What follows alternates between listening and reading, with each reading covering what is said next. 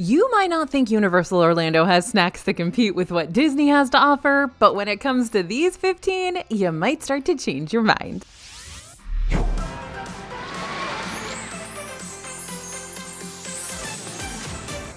Hey everybody, it's AJ for Disney Food Blog. So Universal Orlando snacks can often be a swing and a miss, but we've gathered some of our favorite items across the parks and City Walk District to make sure you don't completely strike out when it comes to what's tasty, what's iconic, what's super unique, and most importantly, what's worth your money.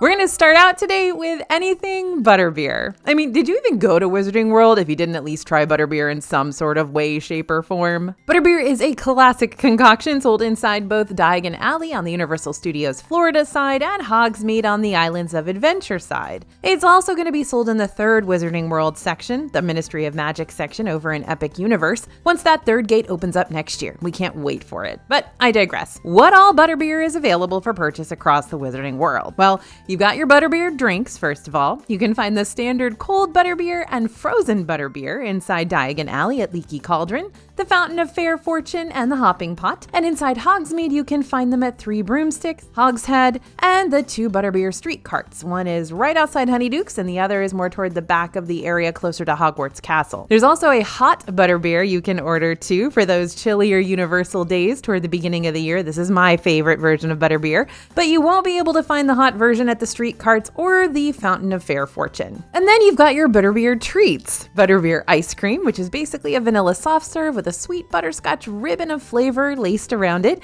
tends to be a super popular choice over at Florian Fortescue's in Diagon Alley, which I am not done talking about just yet because that place deserves all the recognition, so hang on, there's more to come. Now, if Florian's is too packed out, the Leaky Cauldron and the Hopping Pot also serve Butterbeer ice cream, as does the 3 Broomsticks in Hogsmeade. Want to take your Butterbeer on the go? Then grab some Butterbeer fudge from one of the Wizarding World sweet shops like Sugar Plum Sweet Shop in Diagon Alley or Honeydukes in Hogsmeade. Butterball ice lollies were also available for a limited time this summer at the Hopping Pot and the Magic Neep Cart in Hogsmeade, so it's always worth checking out those menus just in case those frozen treats pop back up in the future. Or, join our newsletter, we'll let you know. And for a really unique Butterbeer spin, there's also the Butterbeer potted cream available at Leaky Cauldron and 3 Broomsticks too, which comes served in a little mason jar and is this mousse-like consistency that's sweet and creamy and not too heavy. It's like a fancy pudding, like a pâte de crème. Now, if you're looking for a lighter dessert to wrap up your meal, this is a good one.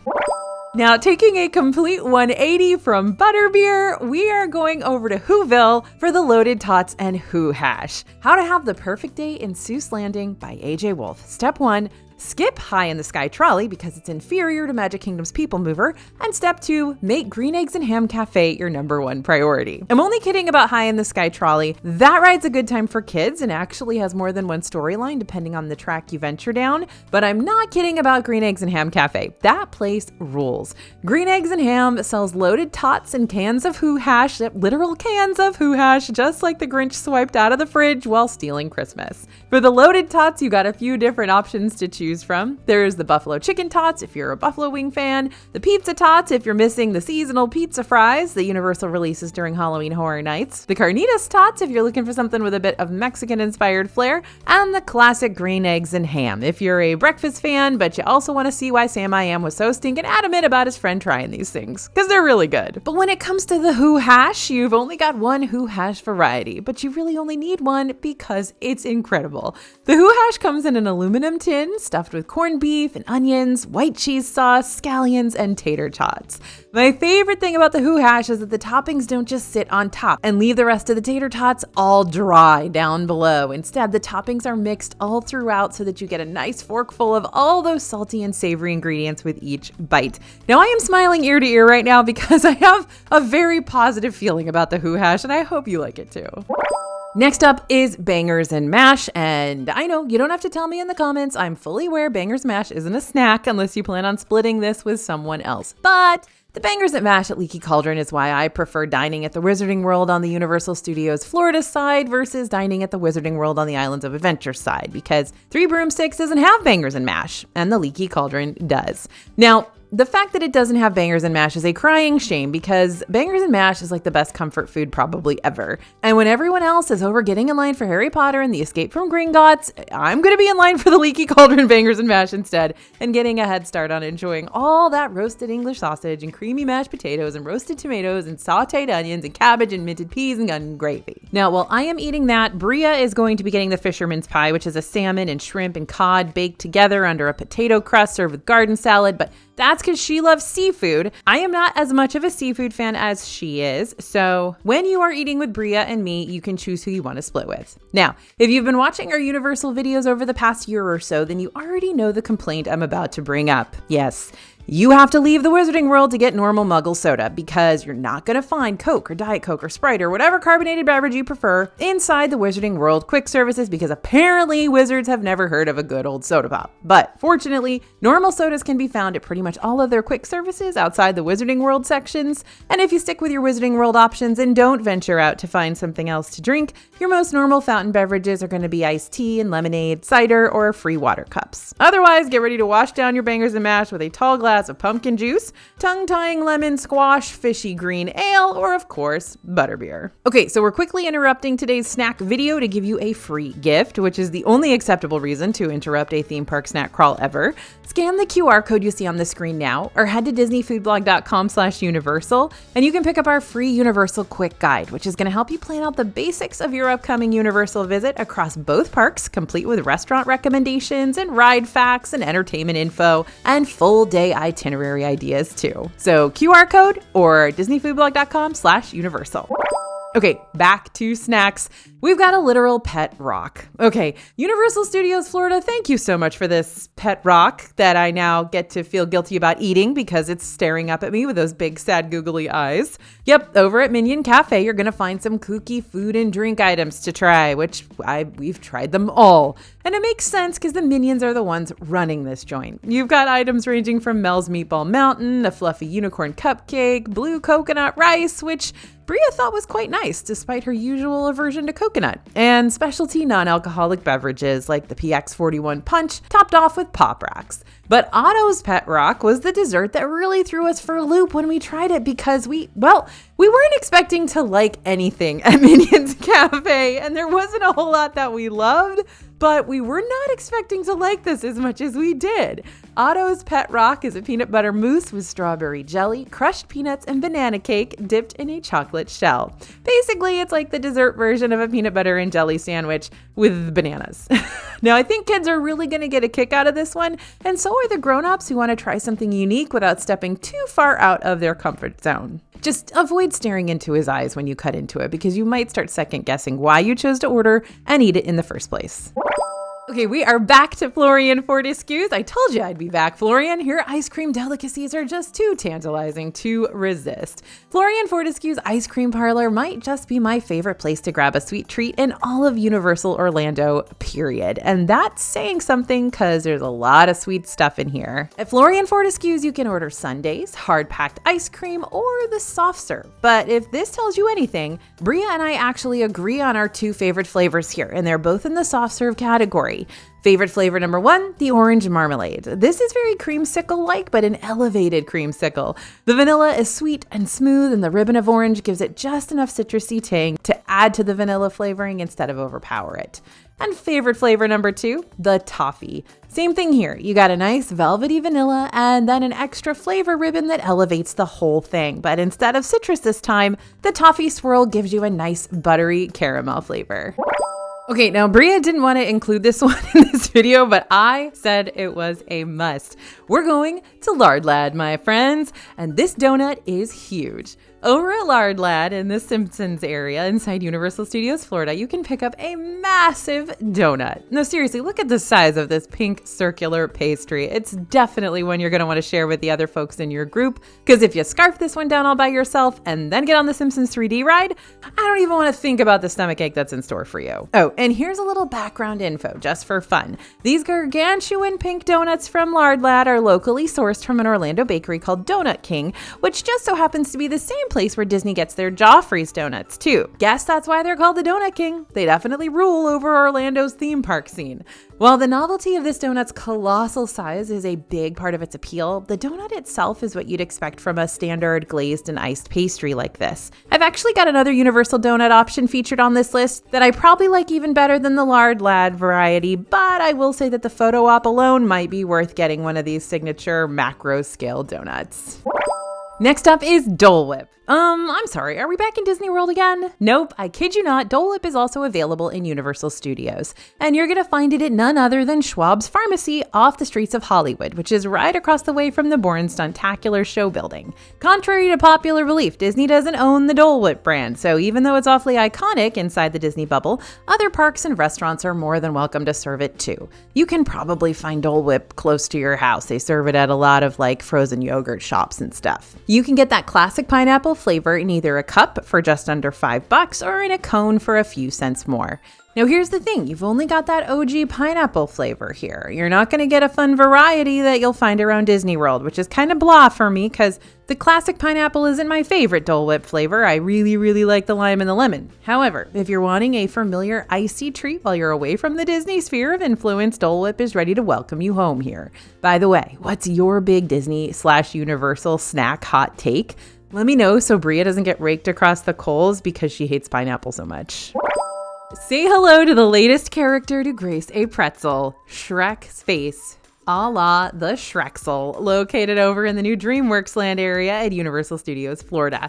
And don't forget the accompanying swamp cheese. Oh, plastic cheese, what have they done to you? So what does a Shreksel actually taste like? Don't worry, this is no onion pretzel. Get it? Because ogres like onions? Rather, it's a fun, doughy, and actually quite spongy yet lightly salted pretzel, just like when you order a Mickey-shaped one over in the Disney scene. And what about that swamp cheese that's giving me 90s Nickelodeon slime flashbacks? Well, it's just melty cheese dyed green. Again, nothing special aside from the coloring, although be warned it does come out cold instead of warm, which can throw you off majorly if you're not expecting it. But much like I said about the pet rock earlier, kiddos are definitely going to get a kick out of this novelty option. Both the Shreksel and its swamp cheese sidekick cost a little over $12.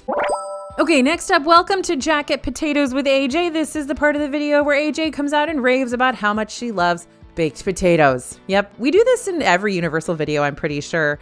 You can blame Bria for it, but I do love baked potatoes. And when she and I were eating around Universal, we absolutely adored the jacket potatoes. Anyway, I'll tell you about them again here. Let's go.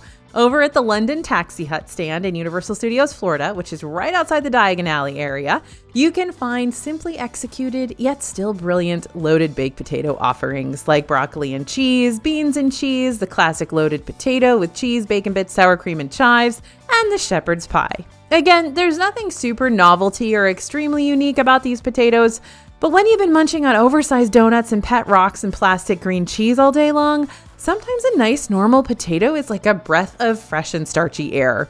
Jacket potatoes cost around $11 here, and although this isn't directly listed on the menu, you can also ask for a plain baked potato with just butter and salt for a couple of dollars less. There's a little special snack secret for you that's going to save you some money.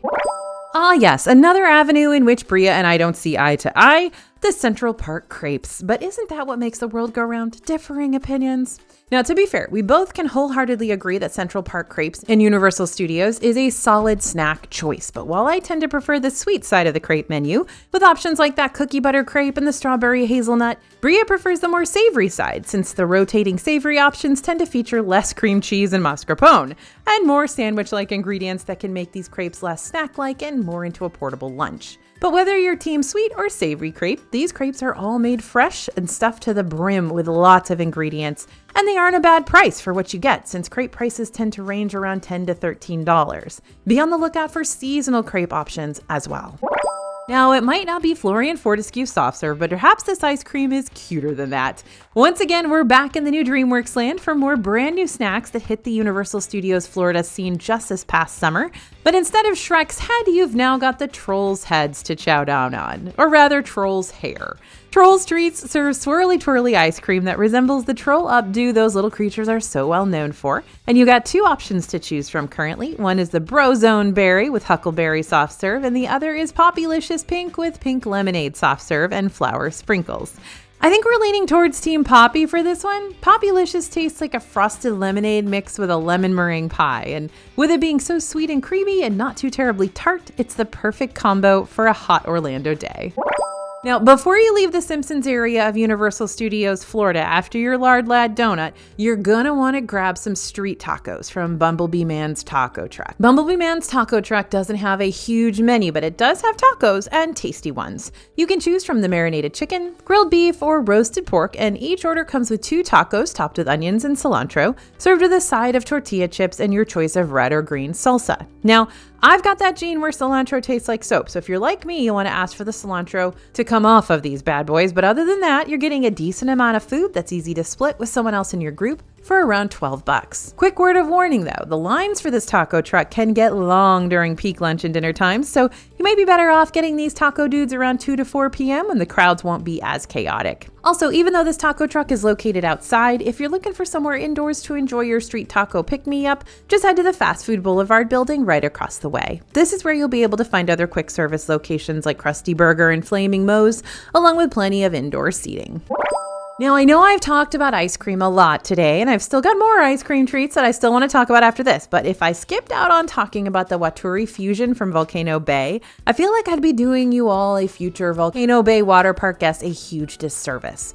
The Wuri Fusion is located at Coca Paroga and fashions off those flavor ribbons just like Florian Fortescue's does. But instead of just featuring one type of flavor ribbon, the Wuri Fusion features 4: orange, blue raspberry, strawberry, and banana. Look how pretty this thing is. It's like a rainbow in a cone. The Wuri Fusion is fruity and sweet, but not overpoweringly so. It's a light, refreshing treat that does remind us of Florian soft serve for sure, which is probably why we like it so much during our water park days.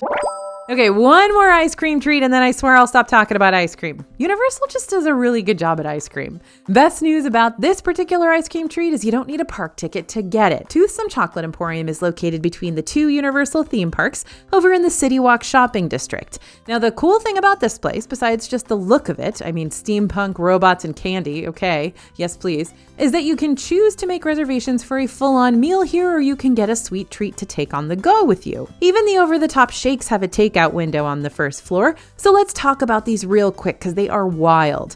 Toothsome specialty shakes not only come in their own commemorative mason jars, but they're also topped with even more desserts beyond just the milkshake part. Remember when there was that huge trend a couple years back for the crazy shakes? Well, those have kind of stuck around in a lot of places around Universal and Disney, so don't be surprised if you see these. One of the most popular items on the menu is the red velvet milkshake, since it comes with an entire red velvet cupcake on top, which sort of helps explain the $16 to $18 price point for just a shake, though that still feels pretty steep to me, so I'm giving you that warning ahead of time. But all the other shakes here have some sort of massive element to them too, like the Marshmallow Crisp has a whole Rice Krispie treat on top, and the That's Mint shake has a whole mint ice cream sandwich on top for double the ice cream punch, and how the Confetti shake has a whole slice of funfetti cake on top. I don't know if I'd go so far as to say the ice cream quality of these Toothsome shakes is any better than what you'll find at Florian Fortescue's. Honestly, I will not go that far because Florian Fortescue's is better than this. But if you're looking for, again, a novelty treat that the whole family can dig into and probably take an Instagram photo about, Toothsome's has you covered.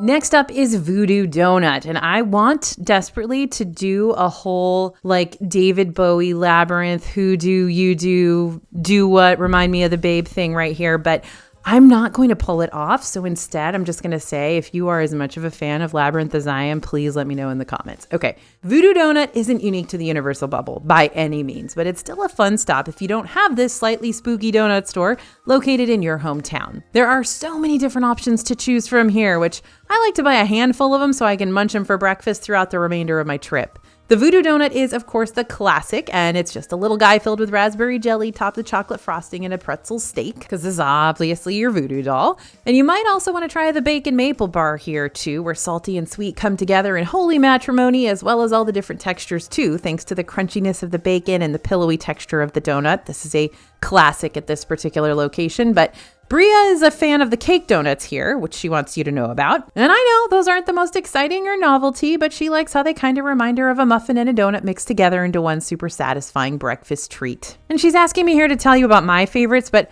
when I go to a donut shop, I just kind of choose what looks great at the moment to me. If you get me donuts, you can get me like an apple fritter or maybe like a jelly filled, but I never know what I'm going to get. It's always a new day.